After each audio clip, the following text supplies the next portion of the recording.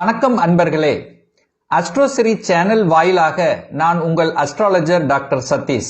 தனுசு ராசி அன்பர்களே, இந்த ஆவணி மாதம் என்ன பலன் எப்படி இருக்கும் அப்படின்னு பார்க்கும் பொழுது, உங்க ராசிநாதனாக இருக்கக்கூடிய குரு பகவான் 7ஆம் இடத்தில் அமர்ந்து கொண்டு உங்க ராசியை பார்க்குது. ராசிநாதன் ராசியை பார்ப்பது ஒரு அற்புதமான ஒரு நிகழ்வு. அதனால நீங்கள் நினைச்சது நடக்கும். ராசிநாதன் வலுவா இருந்தாலே அந்த மாதம் முழுவதும் நீங்கள் செயல்படக்கூடிய அத்தனை விஷயங்களும் சிறப்பு பெறும். அதில் எந்த மாற்று கருத்து இல்லை. எவ்வளவு பெரிய தடைகள் வந்தாலும் அதை கச்சிதமாக அதை சரி செய்யக்கூடிய ஆற்றல் இந்த மாதம் உங்களுக்கு சிறப்பு பெறும். அதே சமயத்தில் இன்னொரு பிளஸ் பாயிண்ட் என்னன்னா, பாக்யாதிபதியான சூரியனும் ஆட்சி பலத்தோட வலிமையா இருக்கார். இது 2வது பிளஸ் பாயிண்ட். 3வது பிளஸ் பாயிண்ட் என்னன்னா, உங்க 5க்குரியவன் பூர்வ புண்ணிய ஸ்தானத்தின் அதிபதி, பஞ்சமஸ்தானத்தின் அதிபதியாக இருக்கக்கூடிய அந்த செவ்வாய் பகவான் 10ஆம் இடத்தில் அமர்ந்து கொண்டு திக்பலத்துடன் வலிமையாக இருந்து உங்க ராசியை பார்க்குது. அப்போ இந்த 3 கிரகங்கள், அதாவது யோகத்தை தரக்கூடிய தனுசு ராசி என்பர்களுக்கு யோகத்தை தரக்கூடிய கிரகங்கள் அப்படின்னா, 1 குரு பகவான் லக்னாதிபதி, அடுத்து 5ஆம் அதிபதி பூர்வ புண்ணியஸ்தானத்தின் அதிபதி பஞ்சமஸ்தானத்தின் அதிபதியான செவ்வாய், 3வது சூரியன். இந்த 3 கிரகங்கள் இந்த மாதம் அற்புதமா இருக்கு. அதனால நினைச்சது நடக்கும், தொட்டது துளங்கும். எவ்வளவு பெரிய அழுத்தம், பிரஷர் என்ன நடந்தாலும் அதை சமாளிக்கக்கூடிய ஆற்றல் இந்த மாதம் சிறப்பு பெறும் இந்த தனுசு ராசி அன்பர்களுக்கு. உங்க ராசி அதிபதி அதே சமயத்தில் 4க்குரியவன், சுகத்தை தரக்கூடியவன் தான் அந்த குரு பகவான். அப்போ நிச்சயமாக உங்க ராசியை பார்க்கறதுனால, 7ஆம் இடத்திலிருந்து பார்க்கறதுனால திருமணம் சார்ந்த சுப காரியங்கள் நடக்கக்கூடிய ஒரு அற்புத மாதமாக இந்த தனுசுக்கு அமையும். ஏன்னா குரு பகவான் 7ஆம் இடத்திலிருந்து உங்க ராசியை பார்க்கிறார். அப்போ உங்களுக்கு சில தடைகள் கொடுத்து கொண்டுள்ள திருமணம் சார்ந்த விஷயங்கள், சுப காரியங்கள் இனிதே நடக்கக்கூடிய ஒரு நல்ல மாதம். சார், 6க்குரியவன் என்னாச்சு? 8ல் போய் மறைஞ்சிட்டார். 6க்குரியவன் 8ல் போய் மறையிறது கெட்டவன் கெட்டிடில் கிட்டிடும் ராஜயோகம் என்கின்ற அமைப்புக்கு ஏற்ப திடீர் என்று திருமண நிச்சயதார்த்தம், திடீர் என்று திருமணம் நடக்கக்கூடிய அமைப்புகள், சந்தர்ப்பங்கள் இந்த மாதம் சிறப்பு பெறும். அதில் எந்த மாற்று கருத்து இல்லை. ஆனால் என்ன, திருமணம் ஆன கணவன் அல்லது மனைவி கொஞ்சம் விட்டு கொடுத்து அனுசரணையோட போகணும். ஏன் போகணும்? 7க்குரியவனான அந்த புதன் 8ல் மறைஞ்சு, சுக்கிரனும் போய் 8ல், கலத்திர காரகன் என்று சொல்லக்கூடிய சுக்கிரன் 8ல் மறைஞ்சதுனால கணவன் மனைவி சார்ந்த விஷயத்தில் கொஞ்சம் விட்டு கொடுத்து போகணும். அல்லது கலத்திர விஷயத்தில் ஆண்களாக இருந்தால் பெண்கள் சார்ந்த விஷயம், பெண்களாக இருந்தால் ஆண்கள் சார்ந்த விஷயத்தில் கொஞ்சம் கவனம், எச்சரிக்கையோடு செயல்படணுங்கிறத ஞாபகத்தில் வைத்து கொள்ளுங்கள்.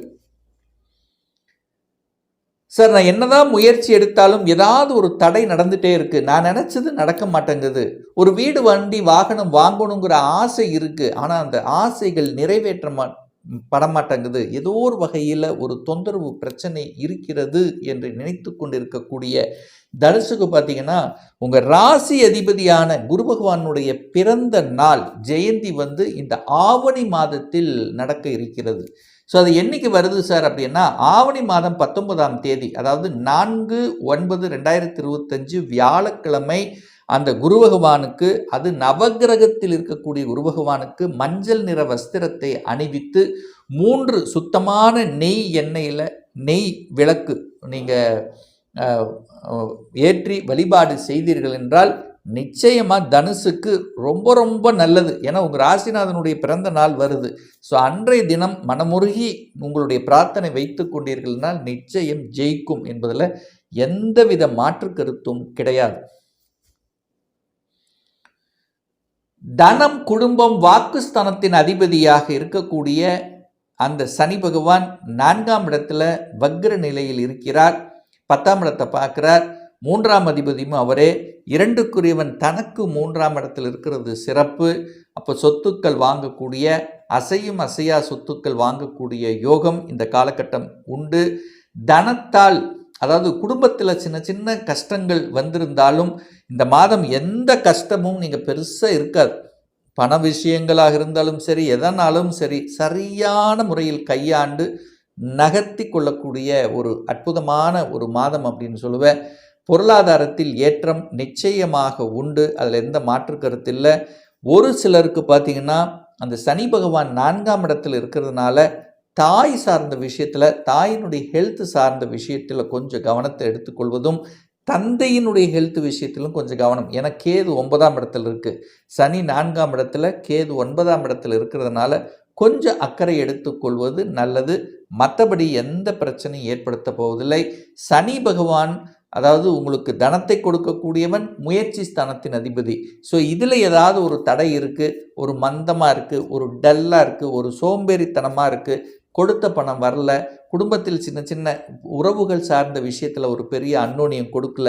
ஸோ இந்த மாதிரி இருக்கக்கூடியவர்களுக்கெல்லாம் நிச்சயமாக தொழில் சார்ந்த விஷயத்திலும் ஒரு எதிர்ப்பு, ஒரு பகை இருக்குது அப்படின்னு நினச்சிட்டு இருக்கிறவங்க எல்லாம் சனி பகவானுடைய பிறந்த நாள் இந்த ஆவணி மாதம் 1ஆம் தேதி வருகிறது.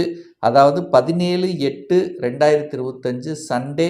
சனி பகவானுக்கு, நவகிரகத்தில் இருக்கக்கூடிய சனி பகவானுக்கு கருப்பு நிற வஸ்திரத்தை அணிவித்து ஒரு 8 நல்லெண்ணெய் விளக்கு ஏற்றி வழிபாடு செய்தீர்கள் என்றால் நிச்சயமாக இந்த தனுசுக்கு குடும்பம், தனம், குடும்பம், வாக்கு, மனசு சார்ந்த விஷயத்தில் இருக்கக்கூடிய கஷ்டங்கள் விலகும் அப்படிங்கிறதுல எந்தவித மாற்று கருத்தும் கிடையாது.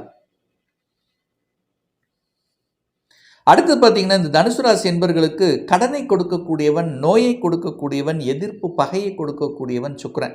சுக்கிரன் தான் ஆகாதவன், 6க்குரியவன். அந்த கடன் நோய் எதிர்ப்பு பிரச்சனையை கொடுக்கக்கூடியவன் 8ல் போய் மறைஞ்சிருக்கார்.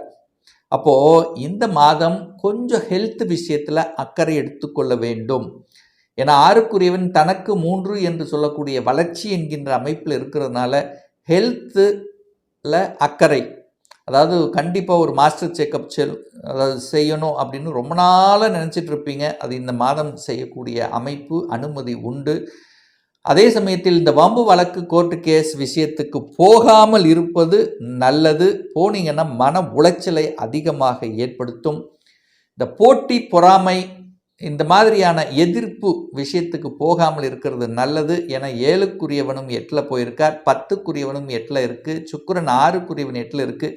பணத்தை கொடுக்கும், திடீர் அதிர்ஷ்ட வாய்ப்புகளை தரும், அதில் எந்த மாற்று கருத்து இல்லை. ஆனால் ஒரு வலியோடு சேர்ந்து கொடுக்கும் அப்படிங்கிறத மட்டும் ஞாபகத்தில் வைத்து கொள்ளுங்கள். இந்த சுக்கிரனால் நல்லது நடக்கணும். ஏன்னா தனுசுக்கு சுக்கிரன் ஆகாதவன். ஸோ அவனால் இந்த கடன், நோய் எதிர்ப்பு, பகை, வம்பு வழக்கிலிருந்து விடுதலை பெறணும் என்று நினைக்கக்கூடிய இந்த தனுசு ராசி என்பர்கள் இந்த ஆவணி மாதம் 31ஆம் தேதி வருகிறது. அதாவது 16/9/2025 செவ்வாய்க்கிழமை என்று சுக்கிர பகவானுடைய ஜெயந்தி. அன்றைய தினம் நவகிரகத்தில் இருக்கக்கூடிய சுக்கிர பகவானை சென்று வழிபடுவது, அதுவும் குறிப்பாக வெண்பட்டு வஸ்திரத்தை அணிவித்து 6 நெய்விளக்கு ஏற்றி வழிபாடு செய்தீர்கள் என்றால் நிச்சயமாக ஒரு கடன், நோய் எதிர்ப்பு பகையிலிருந்து விடுதலை கிடைக்கும். தொழில் சார்ந்த விஷயங்கள் எப்படி இருக்கும்? ஸோ 10க்குரியவன் 8ல் போய் உட்கார்ந்துருக்கான். அப்போ 10க்குரியவன் தனக்கு 11ல் இருக்கார். அப்போ கொஞ்சம் வலியாக இருந்தாலும் தொழிலின் மூலமாக அனுகூலம், ஆதாயம் நிச்சயமாக உண்டு. 7ஆம் இடத்தில் இருக்கக்கூடிய ராசிநாதன் 11ஆம் இடத்தை பார்க்கறது சூப்பர். அப்போது செய்யக்கூடிய தொழிலின் மூலமாக லாபங்கள், அனுகூலம், மேன்மை உண்டு. 9ஆம் அதிபதி ஆட்சி பலத்தோட வலிமையாக இருக்கார். பாக்யாதிபதி ஸ்ட்ராங்காக இருக்குது. 10ஆம் இடத்துல செவ்வாய் ஸ்ட்ராங்காக இருக்குது. அதாவது அதிகாரத்தை கொடுக்கக்கூடிய கிரகங்கள் யார்? சூரியனும் செவ்வாய் தான் அதிகாரத்தை கொடுக்கக்கூடியவன். அந்த 2 கிரகங்கள் இந்த மாதம் சூப்பராக இருக்கிறதுனால உங்களுக்கு அதிகாரம் கிடைக்கும். அட்மினிஸ்ட்ரேஷன் சூப்பராக இருக்கும். ஆளுமை தன்மையுடன் செயல்படக்கூடிய தன்மை இருக்கிறது. என்ன, செவ்வாய் 10ல் இருந்து திக்பலத்தோட வலிமையாக இருக்கார். அப்போது சீருடன் இணைந்து பணியாற்றி கொள்ளக்கூடியவர்கள், போலீஸ், இராணுவம், இந்த மாதிரி இருக்கக்கூடியவங்களுக்கெல்லாம் சிறப்பு. செவ்வாய் 4ஆம் இடத்தை பார்க்கறதுனால கொஞ்சம் கோபம் மட்டும், ஆக்ரோஷம் என்பது வெடுக்கு வெடுக்குன்னு வரும். கோபம் மட்டும் துள்ளிட்டு வரக்கூடிய அமைப்பு இருக்கிறது. அப்போ கோபத்தை மட்டும் கட்டுப்படுத்த வேண்டும் என்பதை ஞாபகத்தில் வைத்துக் கொள்ளுங்கள் இந்த தனுசு ராசி என்பர்கள். இதில் செவ்வாய் பகவான் 5க்குரியவன். அதாவது குழந்தைகளை பற்றி சிந்தனை ஓட்டங்கள், ஏன்னா 5க்குரியவன் 10ல் வலிமையாக இருக்குது. ஏன்னா கடந்த ஒரு 3 மாதங்களாக நீச்சத்தன்மையில் இருந்தார். இப்போ தான் வலுவாக இருக்கார். 5க்குரியவன் பெயரையும் புகழை கொடுக்கக்கூடிய, குழந்தைகள் நலன் சார்ந்த திருப்தி கொடுக்கக்கூடிய அமைப்பு இந்த மாதம் சிறப்பு பெறும். சார், என்னதான் இருந்தாலும் குழந்தை சார்ந்த விஷயத்தில் எனக்கு ஒரு திருப்தி இல்லை, குழந்தை பாக்கியம் கிடைக்க மாட்டேங்குது, குழந்தைகளால் மனக்கஷ்டத்தை உருவாக்குது அப்படின்னா ஒரு எளிய பரிகாரம். இந்த மாதம் செவ்வாய் பகவானுடைய பிறந்த நாள் வருகிறது. எப்போ வருதுன்னா ஆவணி மாதம் 9ஆம் தேதி 25/8/2025, அதாவது மண்டே அன்னைக்கு செவ்வாய் பகவான் ஜெயந்தி. அன்றைய தினம் நவ கிரகத்தில் இருக்கக்கூடிய அந்த செவ்வாய் பகவானுக்கு சிகப்பு நிற வஸ்திரத்தை அணிவித்து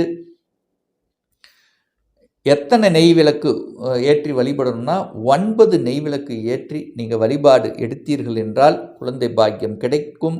அதாவது பூர்வீகத்தில் இருந்து வந்த பிரச்சனைகள், சகோதர சகோதரிகளுக்கு இருந்து வந்த கருத்து வேறுபாடுகள் இதெல்லாம் விலகக்கூடிய ஒரு நல்ல காலகட்டமாக அமையும். ஸோ இந்த மாதம் பார்த்தீங்கன்னா நல்லது நடக்கக்கூடிய நல்ல மாதம். யார்? தனுசுக்கு. ஏன்னா ராசி அதிபதி ராசியை பார்க்குறார். 5ஆம் அதிபதி திக்பலத்தோட வலிமையாக இருக்கார். 9ஆம் அதிபதி பாக்கியாதிபதி ஆட்சி பலத்தோடு இருக்கார். அப்போது நடக்கலைன்னு சொல்லிட்டு ஆதங்கப்பட்டு கொண்டிருந்த ஒரே ஒரு நல்ல விஷயம் இந்த மாதம் தனுசு ராசி என்பவர்கள் நிச்சயமாக எதிர்பார்க்கலாம். என்ன எதிர்பார்க்கலாம்?